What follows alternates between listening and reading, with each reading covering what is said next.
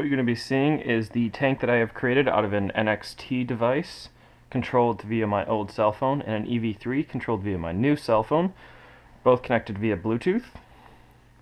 Essentially all it has, we're going to puff this up a bit, decent drivetrain, full functionality forward, reverse, left, and right.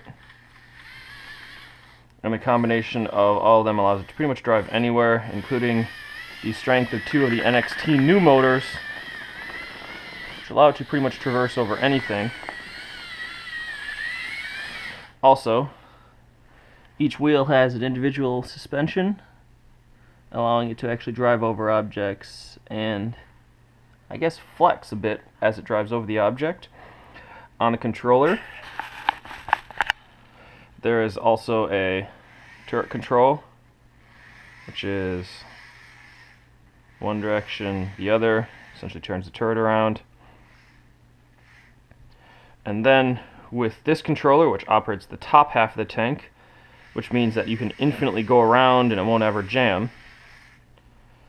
Although we don't want to fire in that direction because we'll never find the bullet. We're going to give a brief description of the firing mechanism, which is 6-round autoloader. Magazine is right here. 6 rounds placed next to each other, and then 1 round is actually in the chamber. Because of the spacing, you can't fire one of them afterwards, so total it carries 7, but it only can fire 6 of them. It is fired through a rubber band powered and gear powered system that, as it pulls back, it slowly cranks the shaft back, and then when you see the gap hit where I've peeled off different teeth on the gear, when that gap happens, it releases all the stored energy and fires around, and then the magazine reloads it.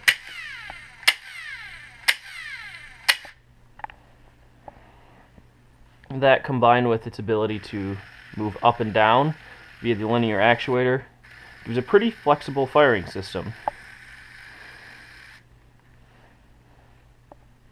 There's also a large amount of ammo in the beginning, and in what I'm calling an ammo rack. It really can't fire from there, but that way if you fire around you can actually pull some out, put it back in the ammo magazine.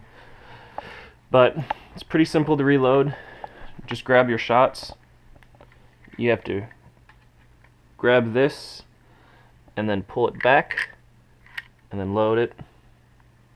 Get your next set ready, pull it back, load it, and then the rubber band keeps it all tight. And that is the actual demonstration of the tank. It also has a spot in the back that I set up so that way you can actually attach the GoPro into the back. Definitely doesn't have as good of a perspective because pretty much all you see is the giant turret section. But it still works pretty well. For how heavy it is, it took a lot of strength reinforcement, and the suspension could use improvement. As you can see, even with all the weight, doesn't flex much, but it's a pretty cool overall system. Kids ended up enjoying it during the couple LEGO events I went to, and pure scale, it's pretty impressive. Just my cell phone, which is a larger cell phone, is pretty small in comparison to it. And when you have laptop bags for a 15-inch laptop, it's still even bigger than that. Give you a dimension for it, I want to say it's about 20 feet, but it is a pretty hefty object with my hands right next to it.